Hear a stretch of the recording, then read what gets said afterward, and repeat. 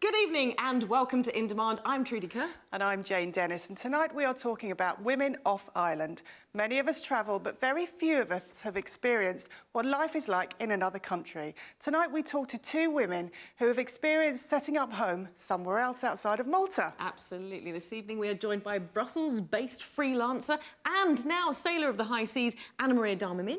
And also we are joined by former ambassador to Tunisia and France and a woman who has a wealth of experience of living outside of Malta, Vicki and Cremona. First up, we speak with Vicki Ann.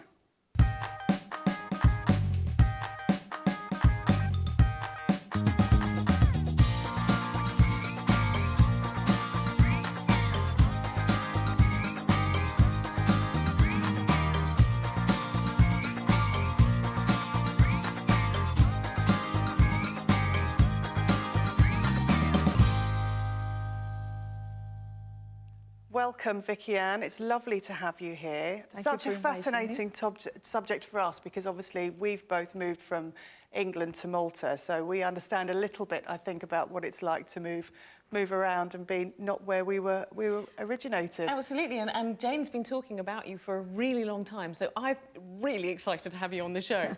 Having done so much. So we'll just start with a very broad question, which is, you were born in Australia and then travelled to Malta and then left again when you were 17. So tell us a little bit about that part of your life and the journeys there. Well, I don't remember coming from Australia because I was 1 year old in the Red Sea. My parents had gone to Australia. They stayed there for 5 years and then they came back.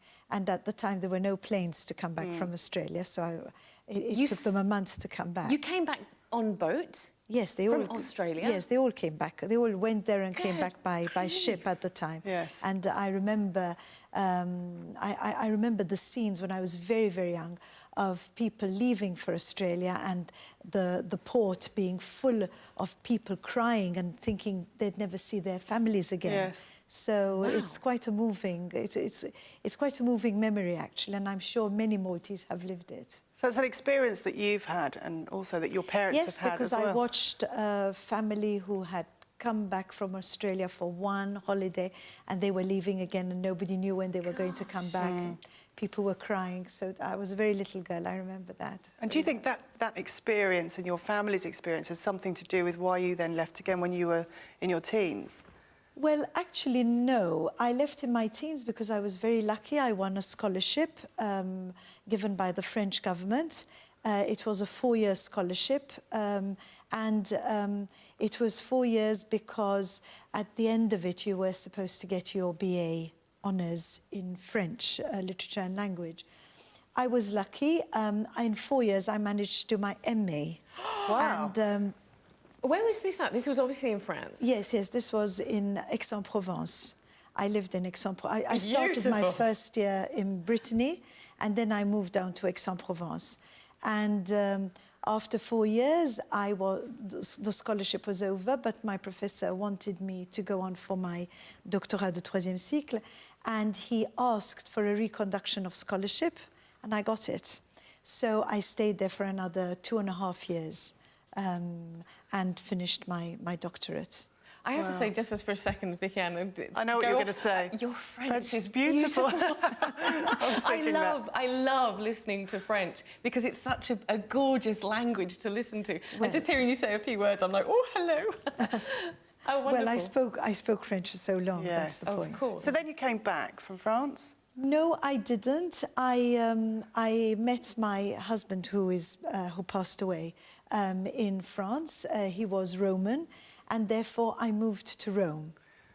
And I lived there for 13 years. So I was working at university over there, at the Libera Università Internazionale degli Studi Sociali, and Italian. Are you just showing off now? No, I just happened to work there. And I also worked at the Centre Culturel Français in Rome. And then I was offered this job by university. I mean, they were going to bring out a call for applications, which was to coordinate and the theatre studies program, and it was obviously what I wanted to do. Oh, okay. So I came back to Malta, and I kind of worked at university since then. So at the beginning I started off as a visiting lecturer in 1988-89, and then I became permanent. I took up a permanent post in 1992. So how much of that time then have you been away from Malta and up to your life so far? Well, up to then I'd been away for 20 years. Yes. And then I came back to Malta in 1992, and I was made ambassador in 2005. So, and my contract came to an end in 2013. Gosh. Now, you mentioned right at the very beginning, and it's absolutely wonderful to hear about what you've done, and also your French and Italian, which is gorgeous. But you mentioned right at the very beginning that your family, your parents had travelled as well. So when you were moving at the age of 17, was it considered unusual for a young woman to go and travel and to move to other countries? Was it considered culturally unusual? And how did that go with your family? I'm presuming that perhaps with your family they were maybe a little bit more warm to the idea because they had travelled themselves. Yes, well, at the time, first of all, university was much, much smaller to start with, the University of Malta. And secondly, there were less women than men who actually went on with the university education. Many more women had started sitting for their A-levels, etc. But the fact of going to university, there were obviously quite an important contingent of women, and we have some great women who have come out of university, but it was less. But for women to actually go abroad to study, especially at a very young age, because I left, I was 16 and a half, really. So that was extremely rare. My goodness. And in fact, when I went to university in France, because I was a minor, my father had to come and sign for me. Really? Had to sign all my papers because I was being, I constituted a problem. And how did you feel being so young? I mean, did you realise it was such Oh, sorry, yes, we've got a fly in the studio. Yes. So sorry about that. If I get the chance, I'll give it a good whack. But sorry, yes, you were saying. Well, basically, you know, I think you're a bit, you're not very aware of what you're actually going in for when you do go in for it. Yes. I mean, I remember the biggest shock I had in France was my first lecture, which happened to be French linguistics, which is already difficult to start with. And this was my first lecture, so I sat down. And suddenly it dawned on me that I had to take down my notes in French. Now, I'm a bit of a graphomaniac, and I take down very copious notes anyway, because it makes me think while I take down notes. There are some people who prefer listening and then taking down notes. I prefer taking down notes and working out what I'm listening to as I write. But the point is, I had to write in French, and I was used to writing in French, obviously, but under dictation. And suddenly I was writing, I had to cope, and this was linguistics, and we were talking about Saussure and... And you're very young. And I just couldn't cope. And I think what saved me were actually two Elizabeths in my life. I was sitting next to one of these Elizabeths, and I must have been looking like, you know, a bomb had hit me, and I didn't know what to do. I was in a complete panic. And this girl looked at me and said, "You're not understanding anything, are you?" And I said, "No." She said, "Look, just listen and understand, and I'll lend you my notes at the end of the lesson." Just trying to... And she saved me, because for 2 months, I would just listen and she would lend me her notes. And then I found another girl who was very kind and who did the same thing. And then I found another Elizabeth who basically took me to her home in some weekends, and her mother sort of adopted me and would give me pots of jam to go back to university with. And I think these two Elizabeths had a very great influence in my life, and I'm still in touch with them today. That's lovely. I'm just sitting here as a mum thinking, my 16-year-old daughter going off to manage life on her own in a foreign country, and it scares me, but you seem to have managed it so well. Were you homesick when you... Because you were 16 and a half, so what what did that feel like? Were you just longing to Well, be home? I was very homesick at the beginning, and then my parents at the time couldn't quite afford to bring me back for Christmas or Easter, so that was a full year on top of it all. I'm really struggling with this story. The first year I got there, there was the biggest postal strike that ever happened in French history.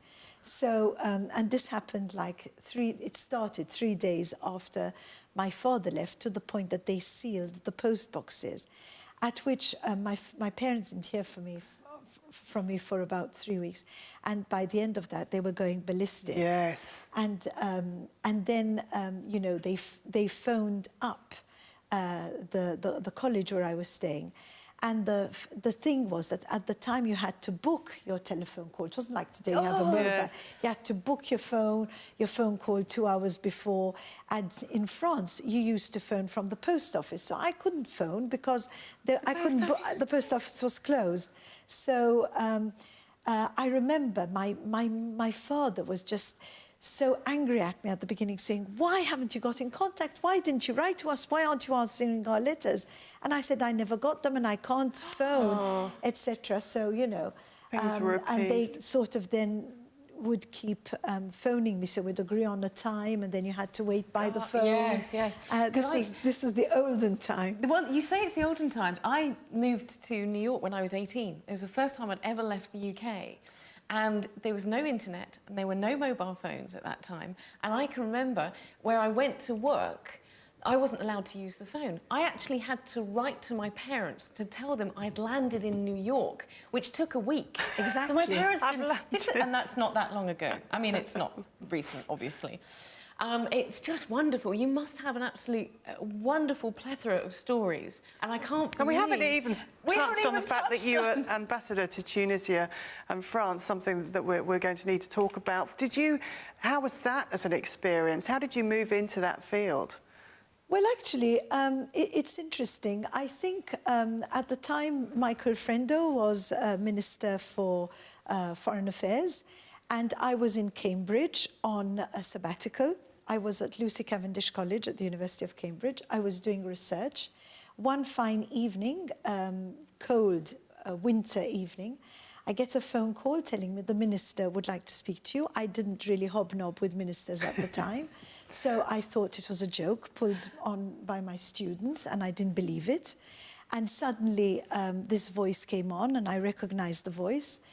And, you know, he asked me whether I would be interested in the job, and I told him he'd got the wrong Cremona. And then I told him, you know, I'm really sorry, but I think you've got the wrong person. And then he said, no, I don't. And actually, with hindsight, I think his idea was a very clever one.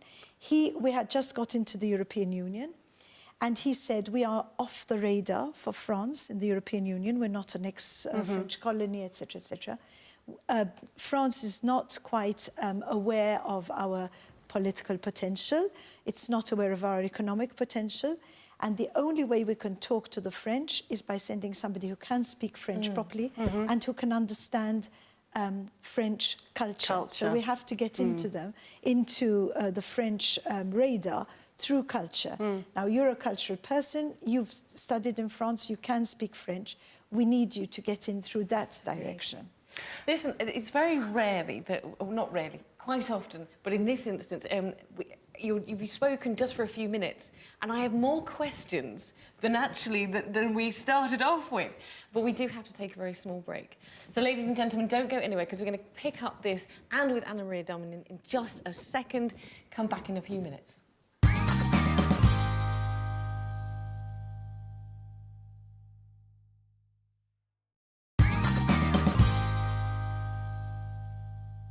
Welcome back to In Demand, where we're talking about women off island and their experiences from moving from Malta. And we've been joined by the lovely Anna Maria Darmanin. Welcome. Thank you very much. Lovely to see you. And you've got so much to talk about in terms of being off island, just like our last guest, Vicki and Cremona. Oh, yes, but I was so enthralled by the story of Vicki, and like, wow. Stop there, and there's like a whole bunch more to talk about. And it's so lovely, because I've known you a while and wanted to have you on this show for such a long time because you are also a woman of wonderful stories and wonderful adventure, and both of you are, and that's absolutely amazing.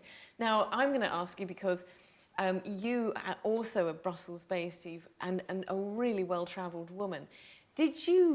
Which came first, going to Brussels and leaving Malta, or because of a job, or did the job come and then that took you overseas? How did that work out for you?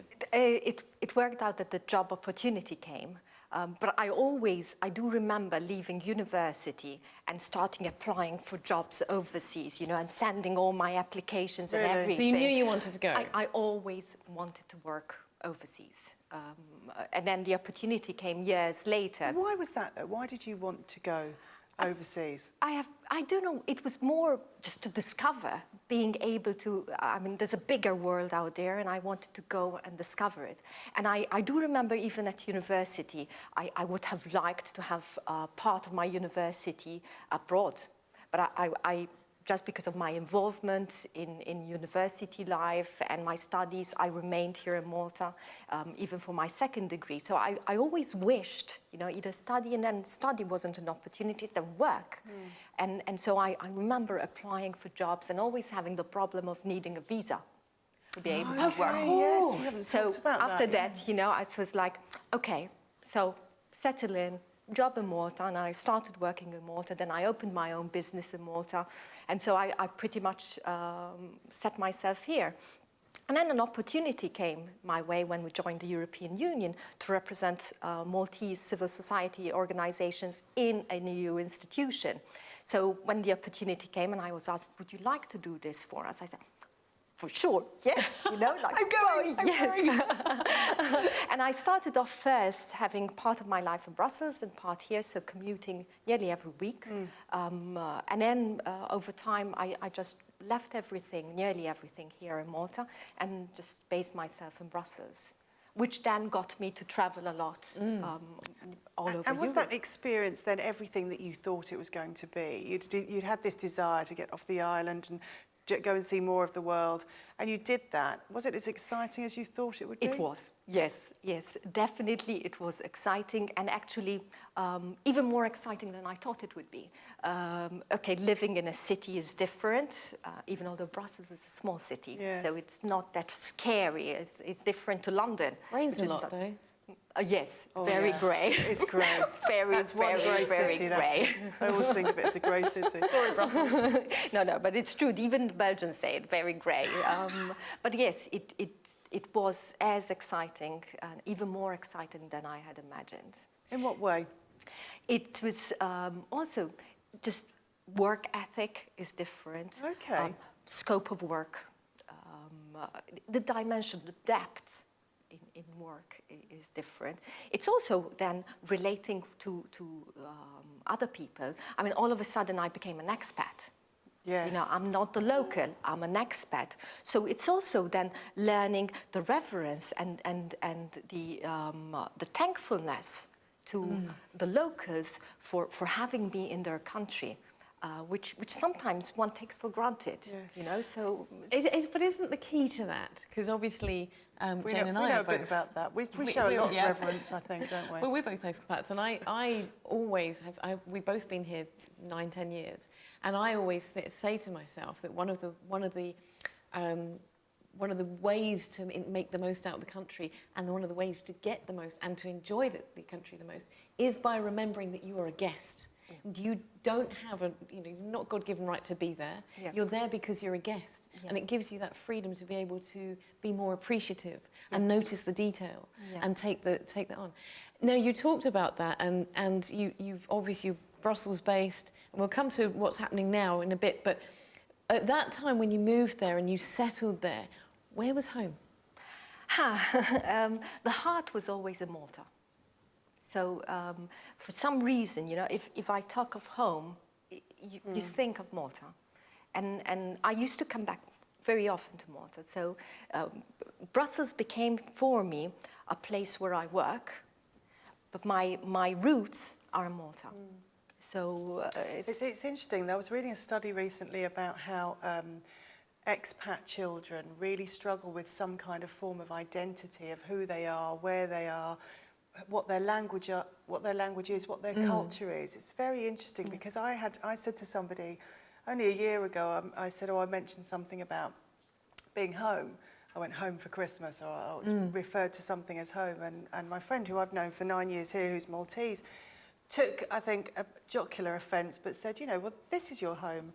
And it made me think, and I said, yes, yeah, this is my home, but that's my home. But actually, it is still my home, and it will always be my home, England, even though I've been here a long time. But it's not in an insulting way, because this is my home too, because my house, my home, and everything that I've known, my children have been here since they were absolutely tiny. And that's interesting, because I don't have children and family here. My family is in the UK, but when I decided that I was going to stay in Malta permanently, I made myself call this home. This is where my business is, this is where my work is, this is where my friends are, this is home. So actually, when I go back to the UK, I go to the UK. But for you, Malta's always been home, even if you've been based but abroad. Now it's different. So now I'm asked, after all this time, I'm asked, where's your home? And my answer is, honestly, I don't know. Yeah. I feel like I should cry. No, because I say, well, my apartment is in Brussels, my family is in Malta, my heart is with my partner, and I love sailing, so my home is anywhere where my boat is. Yes. And this is like wherever. So at the moment, the boat is in the Canary Islands. So to a certain extent, my biggest emotional tie is with the boat, with sailing. So really, I say, well, and then my answer at the end is, well, the sea is my home. But it's true. I find it always difficult to answer that question nowadays. Where is home? So I explain generally this. So when you think about the movement and the motion of your life, and that's always been part of your life, or a desire in part of your life. Moving forward then, what does that mean? Is it open-ended, or do you have some very clear destinations where you want to be? Oh, yes. Oh, there's a woman who knows what she wants. Oh, yes. The dream is, at some point, being in the Pacific, in the French Polynesia. Wow. So that's the dream. So sailing down there. Wow. Yeah. Sailing all the way down. That's a long way. It is a long way, but yeah. Have you been there before? You know what to expect? Oh, I've been reading a lot about it, about sailors who got there, how long it takes to get there, the different currents, different winds, what the islands are all about. Sounds quite dangerous. I don't know anything about sailing, actually. But that sounds quite dangerous. Well, you take all the safety precautions, and it's also important to have a boat that can handle that, to be trained, which now I am trained, to be able to face a trip like that. My partner is also a sailor, so... And just to put that into context, because suddenly we've moved from Brussels to you moving to the being in the middle of the Pacific. Because there was a point in your life where you said, OK, I love Brussels, I love what I'm doing, but actually I want to go and sail and to explore the world by a boat. Yeah. And that was quite a recent thing for you. Yes, I think it was when I turned 40. You can't be. Oh, come off it. When I turned 40, just before that, I had quite a substantial role within this institution. I was elected vice president, so it was all my time and energy was working. I mean, I had very little time for myself, very little time for sleep, and lots of time working, dealing with people, traveling. And then all of a sudden, even friends around me started being ill and everything. And you start getting these news, and then you start saying, what is life all about? It's not just work. In my case, I never was married. I don't have children. My job, my work was what I loved, what I had passion for, what I lived for. And then it was like, okay, there's a little bit more to life, however. You know, I need to do other things. And I always loved the sea. I loved sailing. I wanted to learn more. So after this role, I actually then decided that I will spend much lesser time working until I get fully qualified to be able to be at sea on my own. And so I spent 2 years really being out at sea, sailing, learning, investing my money in actually training myself. And today it gives me this life, which is a blend of work, which is based in Brussels, and a blend of Leisure and work, because I always also work. I'm a commercial skipper and an instructor in sailing, and we do have our small sailing school. So I also work, but also have the pleasure of being at sea. And do you, sorry. There's so many questions, so many questions. What's the longest time you spend at sea? So the longest trip was actually from Malta to the Canary Islands, which is 2,000 nautical miles, and that would range, depending on the weather, from 3 to 5 weeks. So is that not lonely? Oh, it is, but... And who are you sailing with when you do this? Your partner? My partner, and usually we have some people which are crew who want to learn, yes. Or who need miles because they're doing their exams, so they need the miles. But I think in my case is I spent most of my life, because of my work, interacting constantly with people. And this gives me all of a sudden the actual opposite. So it's a time where I don't follow news, for example. I don't know what's going on in the world. And it gives me that peace, that serenity. So the loneliness isn't really loneliness. It is, I take it as me giving back my energy, getting back my energy to be able to then face my other work. Must give you a real good sense of perspective. Being out at sea and just looking at... And not in your phone and internet not working. And, as you were most recently, joined by whales. Whales, I saw. Which is such a rare sight in the rugby team. Yeah. No, they came from my house. Went and found them on the boat. Yes, the rugby team. Listen, ladies, we've got to take a short break. I have to say it's incredibly inspiring. Too many questions. We could have like a week of shows on this. We're going to take a very short break and we're going to come back and carry on the conversation just in a moment. Don't go anywhere. Go make yourself a cup of tea, a glass of wine, whatever you want to do. Make sure you're back here in just a few minutes.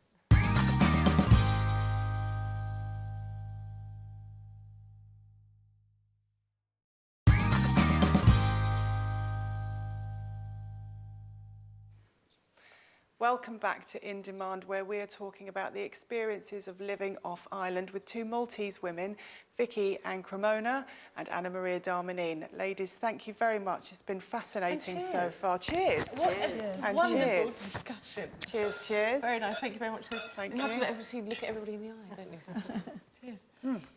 So I was just discussing there in the break that you're both women who have left Malta in your own right and achieved great things in your own right as well, which isn't always the case. And as usual, women generally play down what they've done and the impact that they've made within those roles. When you went, ladies, I'll start with you, Vicki Ann, if I may. What was the experience of being a woman overseas? Was it different, do you think, to the experience that your male peers or colleagues had overseas? Well, in a sense, yes, it was. I mean, first of all, I didn't have to justify why I was there. I was there and people had to accept me. Secondly, I didn't have to justify or prove, you know, my capabilities. They were taken for granted. Obviously, if you don't deliver, then you've got serious problems. But I think I'm lucky in two ways. First of all, I've had parents who have always encouraged me, and I think that is very important. I don't have children of my own, but I think that it is extremely important to encourage young people, because then you empower them rather than pull them down. And that is important. And you don't encourage them by spending loads of money on them. You encourage them by, you know, appreciating what they actually come up with and the original ideas they come up with. I just want to stop you just for a second to say, it's so wonderful to hear people say things like that, even as not a mother, but talking about young people. So just to stop and say, hooray, well done, absolutely supporting you in that. What a wonderful thing to say. So basically, and the second advantage was that I'm university-based, so I know how to research, and what you don't know, you research and you learn it. But did people treat you the same? Did men treat you, when you were overseas, were your expectations of being a woman, were they the same as the peers? Were they different to the expectations that people had for you in Malta? Despite your capability, I'm sure you were very capable, but that doesn't always necessarily translate into equal opportunities or fairness. Well, I think, no, I think my colleagues in Malta, you know, who I was sort of relating to all the time, because I treated me very fairly. They didn't treat me with any sense of inferiority because I was a woman, bar one or two exceptions, but you know, I think we have to concede that there are some men and some women who can be rather stupid. I think we have to call a spade a spade. But luckily, the majority aren't. And no, I didn't feel any difference, even, you know, when I was relating to my Maltese colleagues at the Foreign Office. And you were an ambassador in Tunisia, so culturally, I think what we think is that Tunisia is very different to, certainly to France. Was that the case? Well, actually, no. On the contrary, I think one has to acknowledge the fact that when Bourguiba became president of Tunisia, the first thing he did was pass a very important law, which was the Code of Personal Status for Women. He also discouraged women from wearing clothes which were different, you know, which covered them. And he gave a lot of rights to women. And Tunisian women are very assertive women. They are women in industry. There are a lot of female entrepreneurs. We have one particular female entrepreneur has a very huge entrepreneur business in Tunisia, who has now opened a shop in Malta in you know, selling Tunisian things and sweetmeats. It's called Daima.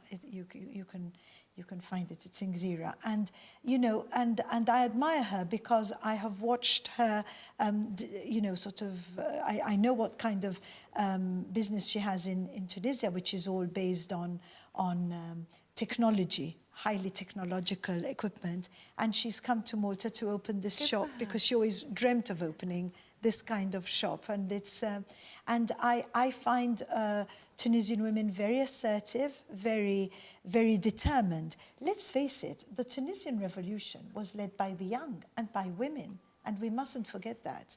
There were three categories: women, although we are not a category, the young, and lawyers. I think that was those were the people who really led the Tunisian revolution.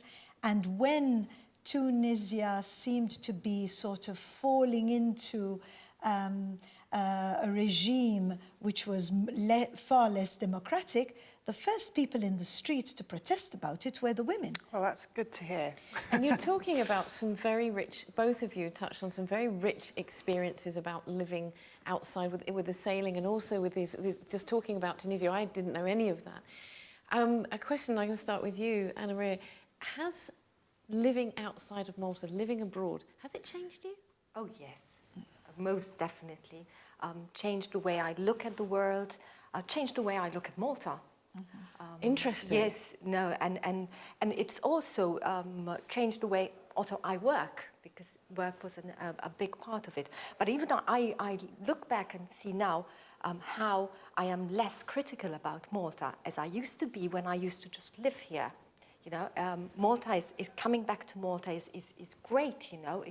I look forward to that and everything. But I also realize, you know, that sometimes we used to be so pathy about certain things over here, and you find them everywhere. You know, it's same bureaucracy. I mean, if I take Belgium is a very bureaucratic country. Yeah. You know, I now tell my friends, really, you have nothing to complain. It's just different rules in different places, yes. isn't it? Yes. But it's the same stuff. It's still rules, yeah. Yes, yes. And I get to appreciate more even certain things in normal everyday life here in Malta. Not because you don't have them in other countries, but because they're different, and why they're different, and what they give us, you know, as people. So if you were to take the work life, Maltese workers, which is something I always say to my European counterparts, you have to learn from us. We're very flexible. And our approach to work in the subject is very wide-ranging. So we can take, you know, because we do different things and because we need to be jack of all trades, we manage to combine different things and to see a bigger picture. That's so interesting, because what we find here, I mean, it was interesting having you guys as guests as well. We could have put you in many slots of many shows. Each of our shows is a topic and a theme. But we have so many guests who could fit into many themes. that's it. And pretty much every guest we've ever had is an actress, but also a scientist. And everybody has at least more than one string to their bow. Yeah, yeah. Whereas, you know, abroad, that's not necessarily It's not necessarily the case, no. Have you found No, that? and most of my counterparts abroad have very much depth of knowledge and deal with a specific subject and go really in depth about that. But then what you see sometimes is they lack the capability of joining that with other things because they are so specialized, which is something we don't have. And we need to get that specialization because at work you need that. So it gave me that experience, but also helped me in my work overseas, the ability to be able to just sometimes see a broader picture. But then when I come back here, it's like, you know, the need for more depth. You start feeling it then. Where is the depth? Yes. You know, and Yes, I agree encourage with you. my students as well here at university, like, okay, depth. You need now knowledge, go deeper in, because we just go on the surface of That's a things. really And interesting do you think observation. you have to go off island in order to achieve that? Some of the work that I do when I work with other companies, talking to them about the experience that people can get within their organisation is limited here because there is only so far you can go. If you work in a certain industry here, there's only so far you can get certain experience or certain knowledge. And it's a shame to say, you know, well, you might have to travel to get that. Do you think people have to travel to get that? Well, I think, first of all, people have to take the opportunities that are offered to them. And university today offers various opportunities. Erasmus, for example. It's important that students go abroad for Erasmus. And you know, students from abroad actually lose a term because they go on Erasmus exchanges. But it's important because it shows you that there's another way of life, that there's another, that you begin to be aware of Malta's dimension, and you begin to be aware of Malta's place in the world. And I agree totally with Anne-Marie that I think what this country really needs is more mastery. We are jacks of all trades, but we need to become masters in some of them. And I don't think you can become master only in one trade in Malta because our size doesn't permit it, and we have to supplement the fact that we're so few. So you need to know more than just one area. But I think that what people really need to do is to be able to go deeply enough into that area to hold their own, even when they go abroad. And you can only do that, according to me, by really focusing and studying and getting into something and reading. And one of the things that I don't like about the internet is that people are taught how to skim. Yes. You know, because we're a zapping society, so we'd zap televisions, we'd zap information on internet, etc. Whilst in reality, internet is a tool which can also help you go very deeply into a subject. If you did bother, I mean, University of Malta now has a wonderful tool called Heidi, which is, you know, a tool which allows you to get international articles from all over the world. So you can get that international or knowledge without actually leaving the island, which is knowledge, not experience. No, knowledge. you need the experience as well, according to we me. talked earlier about you know, do women experience something different when they travel? They may or they may not, but is there a lack of credibility for genuine reasons, if we're saying that there isn't that much experience here, when you travel overseas and you're presented and you're a Maltese person, do you have a lack of credibility because of the lack of exposure or opportunity, knowledge, experience that's available in Malta? How do people treat you? I never felt that. No, nor did I. And that's something I really appreciated also because I have been self-employed for quite a while in my life. And when I traveled, actually, you immediately are given respect for what you are and what you say you are.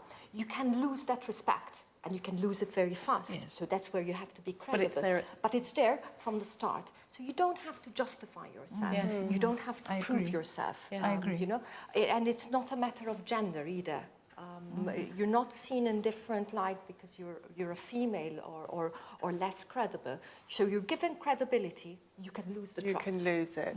Ladies, on a positive note, because I have to say, I cannot believe we've come to the end of the show. Oh. I can't believe it. We are going to stay and have a more of a conversation, which will be going out on Sunday evening. We'll get to the nitty-gritty in a minute. But just as a final word, would you suggest to everybody that they get off the island and they go and experience the world?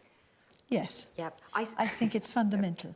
I think the fact of us being a small country, it is fundamental to be exposed, even if it's for a short while, to foreign standards, foreign customs, foreign mentalities, and knowing how to adapt to them. Also, in order to enhance our own, even to have an even better enhanced idea of our own. Well, that is a really lovely way to finish the show, just for now, because we're going to come back in just a second. And thank you very much, ladies, for joining us. And I wish you both the most wonderful success in everything that you do. It's been wonderful that you came and joined us. And let's face it, they're doing plenty. Yes! It's true. So we'll be visiting Anna Maria in the French Polynesian next year. Absolutely. Thank you for joining us on In Demand this evening. It's been wonderful talking about women off island. We'll be back on Sunday for Women Off Island After Hours here on In Demand, and then next Friday where we speak to some more fantastic Maltese women. Absolutely. Just as a note there, if you want to find out anything more about these wonderful women, go onto our Facebook page, facebook.com/InDemandTV Malta. Until next week. Yes, until next week. But this has been In Demand. Thank you for joining us, and we'll see you Sunday.